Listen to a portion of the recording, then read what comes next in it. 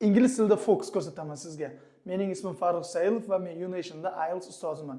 Ketdik do'stlar. Demak, biz hozir sizlar bilan C harfining o'qilish qoidasini o'rganamiz. C harfi, hammaga tanish bo'lgan C harfi. C harfini ikki xil o'qilishi bor. Ba'zi holatlarda S, ba'zi holatlarda K deb o'qiladi. Qachon u C deb o'qiladi? Masalan, ketdik. Agar C harfidan keyin unlilarimiz ikki guruhga bo'linadi o'zi aslida yumshoq unlilar va qattiq unlilar. Demak, C harfidan keyin agar yumshoq unlilar kelsa, ya'ni kim I, E, Y harfi kelsa, unda C harfimiz S deb talaffuz qilinadi. Masalan, city, citrus. Masalan, E bilan kelyapti. Santa, cement yoki Y bilan cycle, cyclone. Endi nima uchun shu C harfi? Chunki mana bu yumshoq unlilar keldi. Masalan, C dan keyin I keldi, C dan keyin E va C dan keyin Y.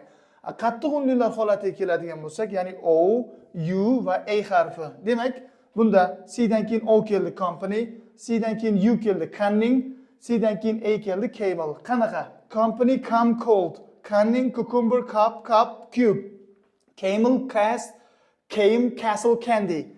Qolgan holatlarda, ya'ni ingliz tilida 26 ta harf bo'lsa, qolgan 20 ta undosh harf kelsa, unda nima qiladi? C harfimiz K deb talaffuz qilinadi. Masalan, clown, cloud, crash, crawl, crane. Mana shunaqa qiziq ma'lumotlarga ega bo'lmoqchi bo'lsangiz, siz biz bilan bog'laning va izohlarda plus belgisini qoldirsangiz, kurslarimizga yozilishingiz mumkin bo'ladi. Siz bilan Unation'da uchrashguncha, bum!